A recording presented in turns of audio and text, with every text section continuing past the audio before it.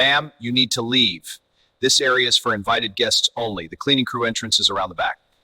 Those were the first words Dr. Lena Carter heard when she arrived at the National Heritage Museum in Washington, D.C., for the grand opening of the most anticipated civil rights exhibit in the museum's 47-year history.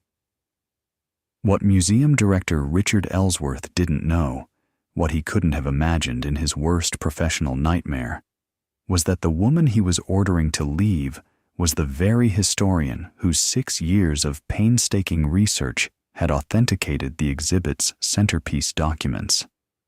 Without her work, the museum would have unveiled a collection riddled with major historical inaccuracies to a room full of national press. By the end of that morning, Ellsworth would be removed from his own event, placed under internal review, and facing the most public professional humiliation of his career, all because he looked at a black woman in a long coat and saw a janitor instead of a scholar.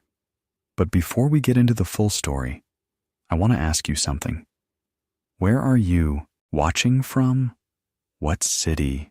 What country? Drop it in the comments. And if you've ever been made to feel like you didn't belong in a space you had every right to be in, if someone ever looked at you and decided what you were before you even opened your mouth, I want you to stay until the end of this one, because this story is for you. And if you believe that the people who preserve our history deserve to be treated with the same respect as the history they protect, go ahead and hit that subscribe button right now. Now let's go back to the beginning.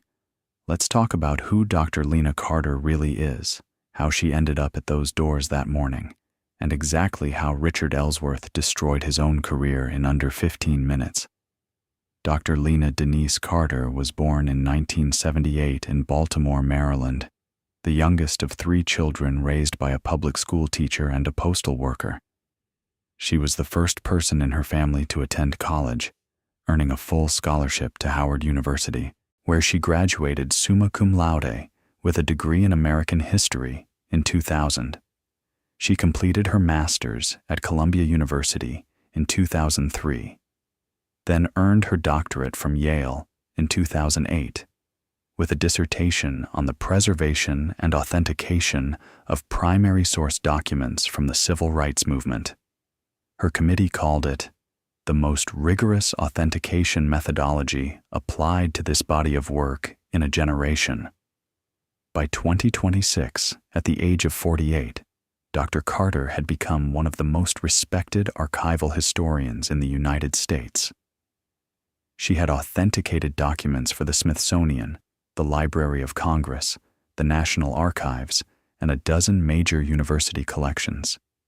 She had published 34 peer-reviewed articles and 2 books, one of which, Ink and Memory, The Science of Preserving Black American History, had won the Bancroft Prize in 2021 and was used as a textbook in graduate programs at 19 universities. She sat on the advisory boards of 4 national museums and had been invited to testify before Congress twice on matters of historical preservation funding. 3 years earlier, in 2023, the National Heritage Museum had approached Dr. Carter with an ambitious proposal.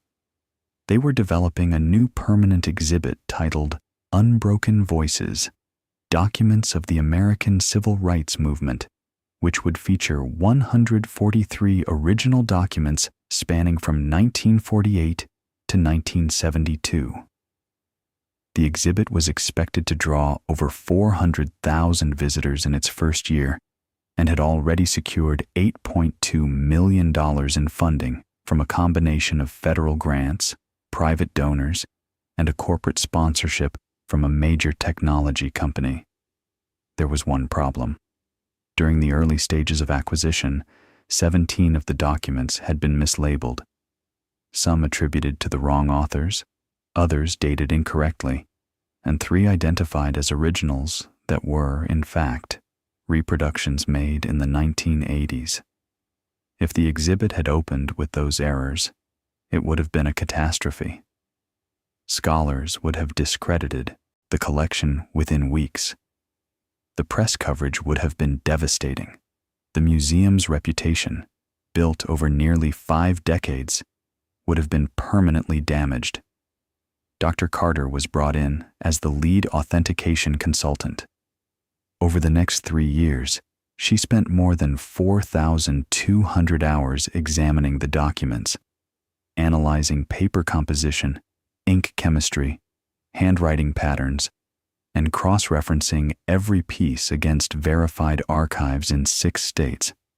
She traveled to 14 separate collections, conducted 23 provenance interviews with the families of original authors, and wrote a 312-page authentication report that became the foundation of the entire exhibit. Her fee for the project was $185,000, a fraction of what a consultant of her stature could have demanded for 3 years of work.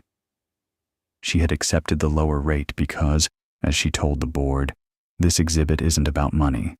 It's about making sure these voices are heard accurately.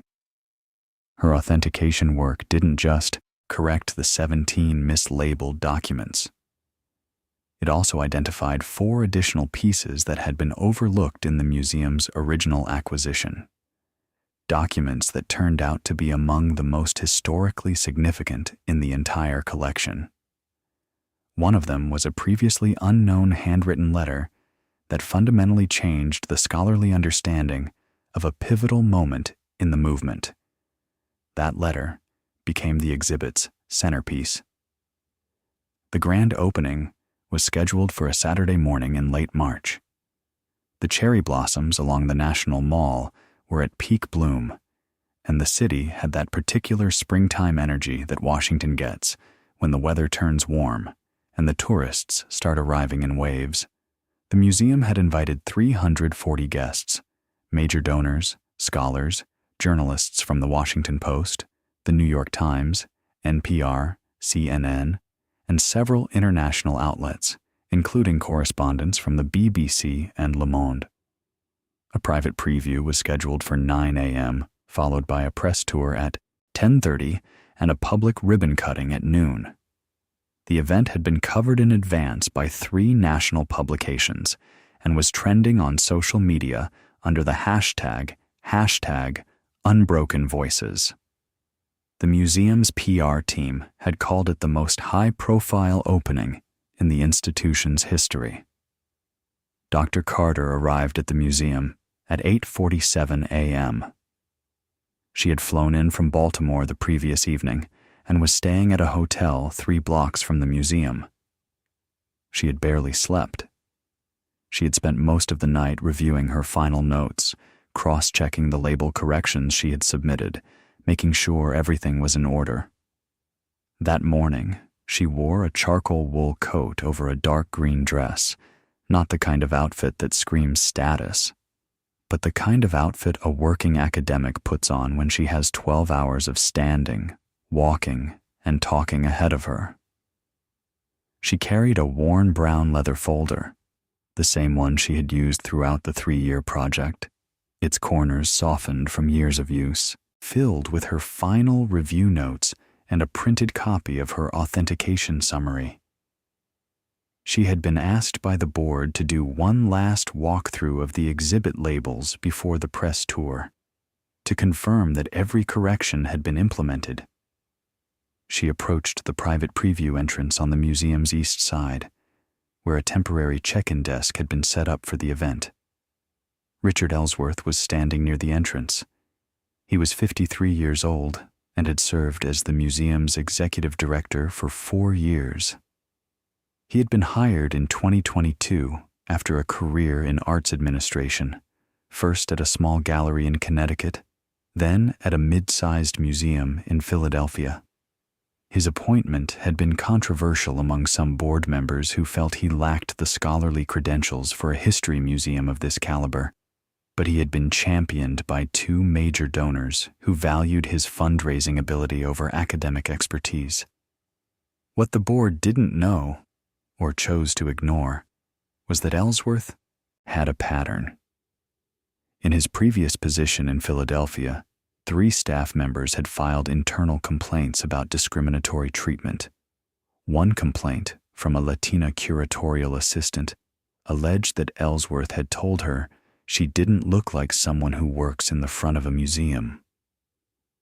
Another, from a black security supervisor, claimed Ellsworth had repeatedly bypassed him for promotions in favor of less experienced white candidates. All 3 complaints had been resolved through informal mediation, which meant, in practice, that the complainants were offered small stipends to withdraw their grievances. None of the complaints appeared in Ellsworth's personnel file when the National Heritage Museum conducted its hiring review. At the museum in D.C., Ellsworth had been the subject of 2 additional informal complaints in his first 2 years. A black event coordinator reported that Ellsworth had questioned whether she was really qualified for her role during a staff meeting. A visiting scholar from Nigeria recounted that Ellsworth had asked him, in front of other guests, whether his university had actual accreditation. Both complaints were noted by HR but not escalated.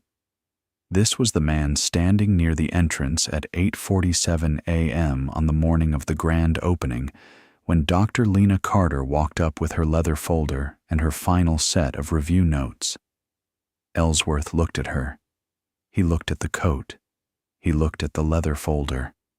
And then he stepped into her path. "Ma'am," he said, his voice carrying the polished condescension of someone accustomed to giving orders without question. "This entrance is for the private preview. The cleaning crew should be using the service entrance on the west side." Dr. Carter stopped. She didn't react immediately. She looked at him calmly. "I'm not with the cleaning staff," she said. "I'm here for the opening. I need to get inside before the press tour starts." Ellsworth did not step aside. He folded his arms. "This event is restricted to donors, scholars, and invited guests," he said, his voice louder now. "We can't just have people walking in off the street." "My name is Dr. Lena Carter," she said clearly. "I was asked to—" "I don't care what name you give me," Ellsworth interrupted. He shook his head with an expression that several witnesses later described as a smirk. "People make up credentials all the time to get into exclusive events. It happens every opening. You'd be amazed what people will say to get past the door." At this point, 2 reporters from the Washington Post who had arrived early were standing less than 20 feet away, near the check-in desk. A cameraman from CNN was adjusting his equipment by the lobby window. 4 other early guests were in the vestibule area, including a retired professor from Georgetown and a representative from one of the exhibit's corporate sponsors. All of them turned to look. Dr. Carter took a breath. "I understand there's a check-in process," she said evenly. "If you contact the board, they can confirm my—" "I'm not calling anyone." Ellsworth cut her off again. His voice had risen to a level that was now audible across the entire lobby. "I've been doing this for 20 years, and I know when someone doesn't belong at an event. I don't know how you heard about this, but you need to leave. Now. I'm the lead historian on this exhibit," Dr. Carter said. Her voice remained steady. She did not raise it. She held the leather folder against her chest. "The documents inside that gallery were authenticated by my research. If you check the program, ma'am." Ellsworth held up his hand. "I'm not going to ask you again. You are disrupting the setup for a major event. If you don't leave voluntarily, I will have security escort you out." His voice echoed off the marble floors. The lobby of the National Heritage Museum was designed to amplify sound. Vaulted ceilings, polished stone, glass panels overlooking the interior courtyard. Every word he spoke carried to every corner of that space. There was no missing it, There was no pretending it hadn't been said. A woman standing near the check-in desk, later identified as Meredith Cho, a journalist with NPR, had already begun recording on her phone. The Georgetown professor, Dr. Harold Sims, stepped forward and said, "Richard, perhaps you should verify her credentials before—" "Harold, I've got this," Ellsworth snapped without turning around. Dr. Carter tried one final time. "Director Ellsworth," she said, using his name to signal that she knew exactly who he was. "The exhibit contains labeling that I flagged in my final review report 2 weeks ago. There is at least one correction that still needs to be made before the press sees it. If you let me through, I can—" "That's enough," Ellsworth said. He raised his hand and signaled to a security guard stationed near the lobby elevator. "Marcus, please escort this woman out of the building. She's trying to create a scene." The security guard, Marcus Webb, age 29, walked toward them hesitantly. Several witnesses noted that Webb appeared uncomfortable and did not touch Dr. Carter. He stood beside her and said quietly, "Ma'am, if you could come with me." Dr. Carter looked at Ellsworth. She looked at the security guard. She looked at the CNN cameraman, who was now filming openly. She said nothing more. She turned and began walking toward the exit.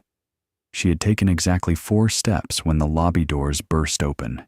Every head in the room turned. The sound of heels on marble echoed through the vestibule, fast, urgent, desperate. Patricia Langford, age 67, the chair of the museum's board of directors for the past 9 years, came through those doors at 8:54 a.m., like a woman who had just received the worst phone call of her life. She was breathing hard. Her coat was unbuttoned. She was holding her phone in one hand and her reading glasses in the other.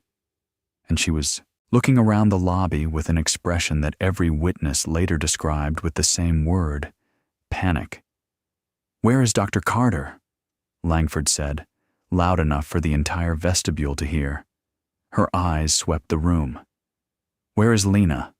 Has anyone seen Dr. Carter?" Marcus Webb stopped walking. Dr. Carter turned around.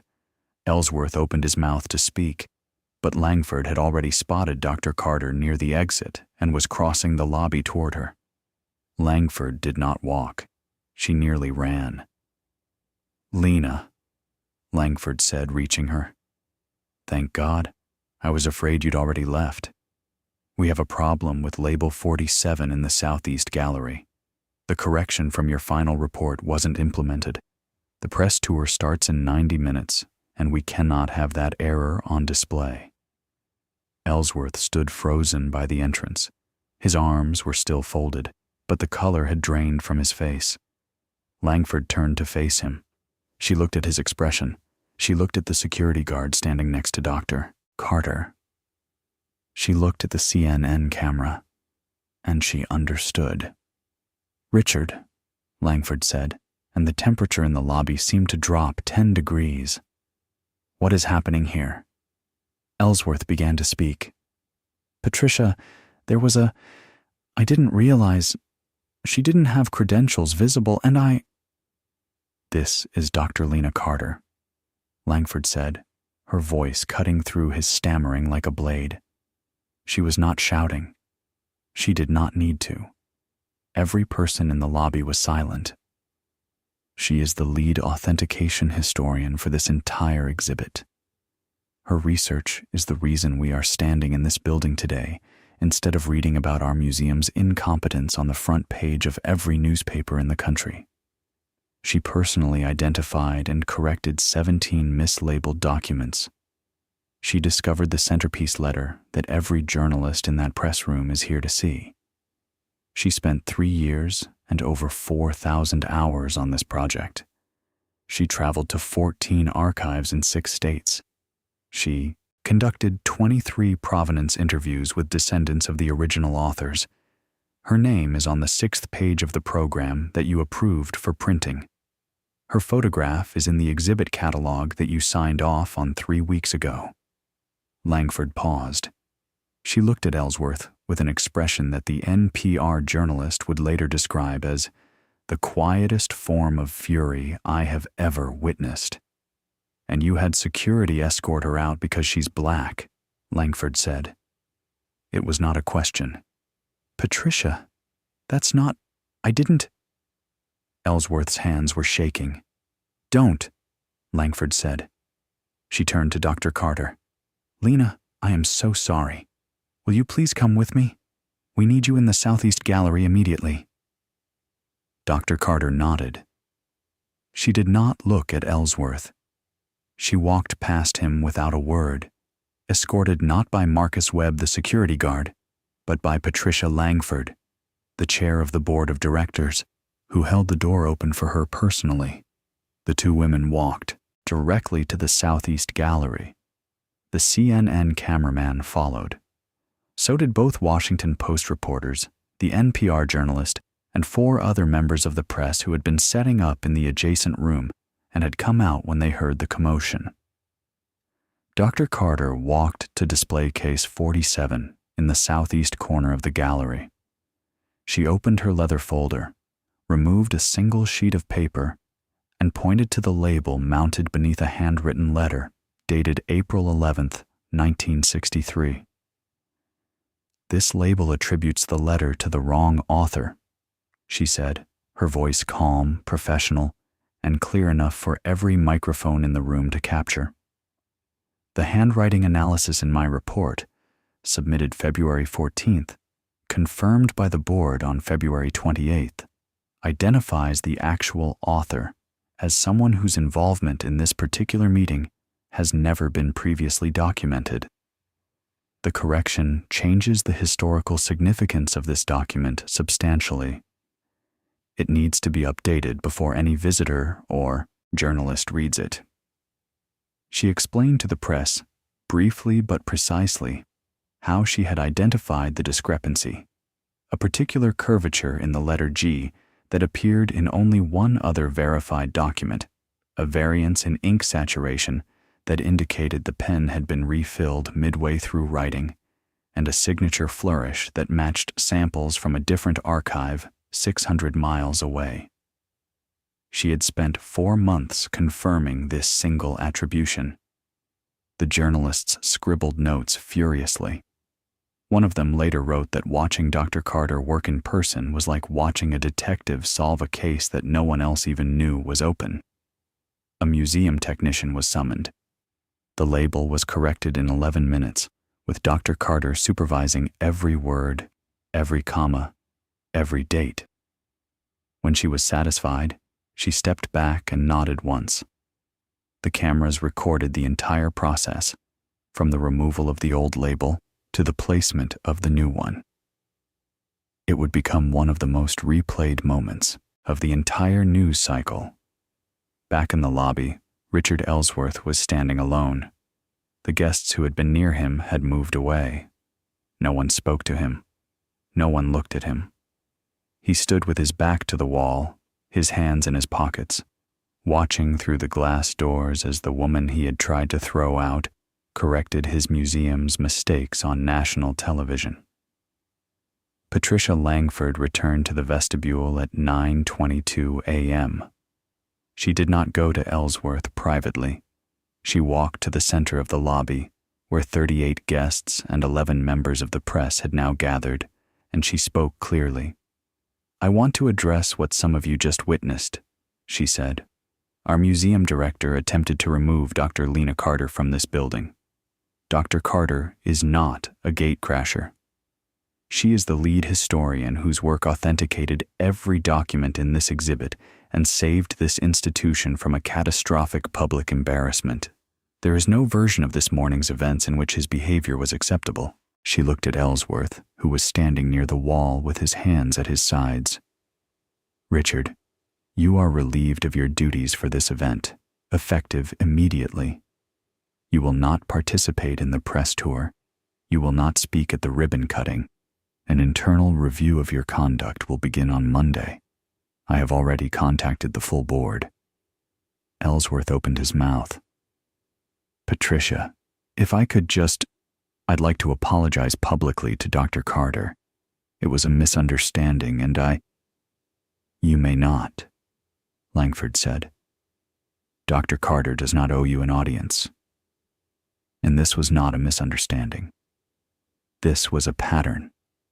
I have been made aware in the last 30 minutes that this is not the first time a concern about your treatment of people of color has been raised.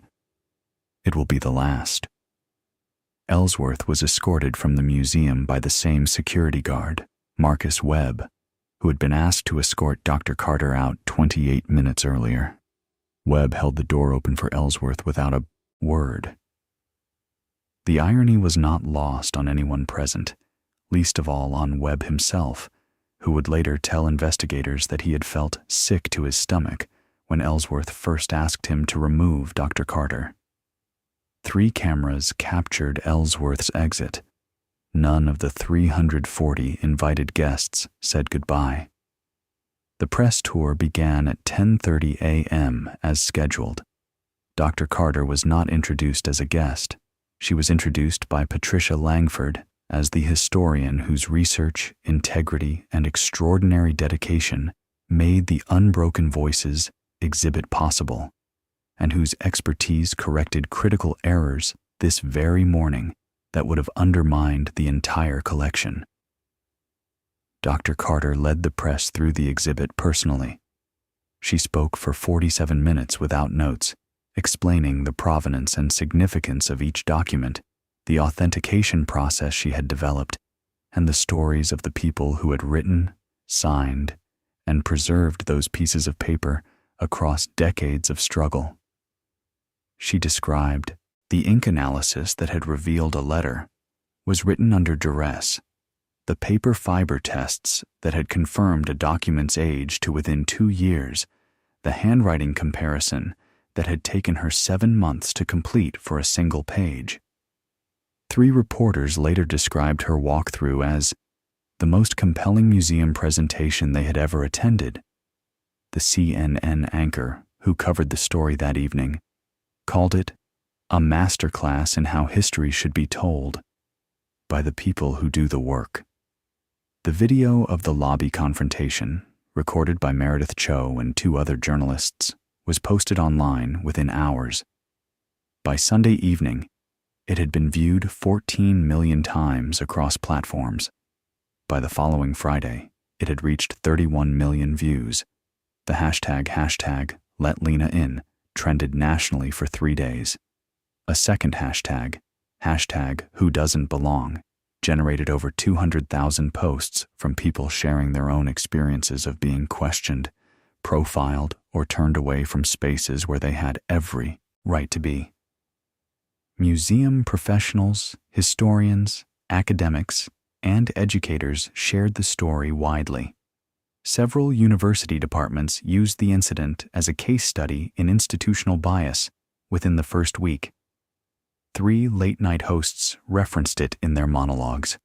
A prominent civil rights organization issued a public statement calling it a textbook example of the assumptions that still govern who is seen as an expert and who is seen as an intruder in American institutions. The museum's board convened an emergency session the following Monday. The internal review of Richard Ellsworth's conduct took 11 days. It uncovered not only the incident with Dr. Carter, but the 5 previous complaints from his tenure in Philadelphia and Washington. Complaints that had been minimized, mediated away, or simply not included in his file. On April 14th, the board voted unanimously to terminate Richard Ellsworth's employment, effective immediately. His severance was denied under the museum's misconduct clause. His name was removed from all institutional materials. The American Alliance of Museums issued a statement acknowledging the incident and affirming its commitment to equity in museum leadership. Within 3 months, Ellsworth's name appeared on no fewer than 12 published articles about institutional racism in cultural organizations. His LinkedIn profile was deleted. No museum, gallery, or cultural institution in the country offered him employment. As of 1 year later, Richard Ellsworth was working as an assistant manager at a home furnishing store in suburban Virginia, earning $19.50 an hour. He had applied to 6 museum positions and been rejected by all of them. Former colleagues who were contacted by journalists uniformly declined to defend him. A former intern from his Philadelphia tenure posted a thread on social media detailing additional incidents she had witnessed but never reported, and it was shared over 40,000 times. His name had become shorthand in museum circles for the kind of leadership failure that institutions could no longer afford. Dr. Carter filed a civil complaint against the museum, not for personal compensation, but for institutional reform. The settlement, reached in 5 months, totaled $1,350,000. Of that amount, Dr. Carter directed $900,000 to the establishment of a new fellowship program, the Carter Fellowship for Emerging Historians of Color, which would fund 3 scholars per year to conduct original archival research. The remaining $450,000 was allocated to an independent equity audit of the museum's hiring, event management, and visitor engagement practices. The museum implemented 14 new policies within 6 months: mandatory bias training for all staff and leadership, a standardized credentialing process for event check-in that eliminated subjective judgment, an anonymous reporting system for discrimination complaints with independent oversight, and a requirement that all future complaints be preserved in personnel files and reviewed during hiring decisions. The board also voted to add 2 new seats specifically for scholars of color. Now, if this story made you feel something, if you've ever had your credentials questioned, your presence doubted, your expertise dismissed because of how you looked, share your story in the comments. We read every single one. And if you think institutions should face real consequences when they allow this kind of behavior to persist, hit the like button right now. It matters more than you think. The Unbroken Voices exhibit opened to the public as planned and exceeded all projections. In its first year, it drew 612,000 visitors, 53% more than the original estimate. Dr. Carter's authentication report was published as a standalone academic monograph and adopted as required reading in 11 additional graduate programs. The corrected label 47, which she had fixed on camera that morning, became one of the most discussed artifacts in the entire collection. Visitors frequently stopped to read the small placard mounted beside it that explained the story of its last-minute correction. Dr. Lena Carter was invited to serve as the museum's first scholar-in-residence, a newly created position with full research access, an annual budget, and a seat on the curatorial advisory committee. She accepted. In an interview published 4 months after the opening, Dr. Carter was asked what she was thinking when she was being escorted out of the building she had spent 3 years helping to build. She was quiet for a moment. Then she said, "I was thinking about the people who wrote those documents. They were questioned. They were told they didn't belong. They were pushed out of rooms they had every right to be in. And they kept going. They kept writing. They kept preserving the truth. I wasn't going to be the one who let their work be presented incorrectly because someone decided I didn't look like I belonged." When asked if she had any message for people who experienced similar treatment, she said, "Know your worth. Document everything. And never let someone else's ignorance make you forget why you walked through that door in the first place." The National Heritage Museum's lobby now features a permanent display near the east entrance, the same entrance where Dr. Carter was stopped that morning. It is a framed photograph of her leading the press tour on opening day, standing in front of the centerpiece letter she authenticated. Beneath it, A small brass plaque reads, "Knowledge does not announce itself at the door. It walks in quietly, carrying a folder full of truth." The exhibit is still open. The fellowship is still active. And every spring, 3 new scholars begin their research, funded by a woman who was told she didn't belong. Richard Ellsworth looked at Dr. Lena Carter and saw a cleaning woman. The world looked at her and saw exactly what she was: a scholar, a historian, and the person without whom the doors of that museum should never have opened at all. We'll keep telling these stories until the day when someone walking through a door isn't judged by anything other than what they came to do. Until then, we'll be here. Thank you for watching. Thank you for listening. And thank you for caring.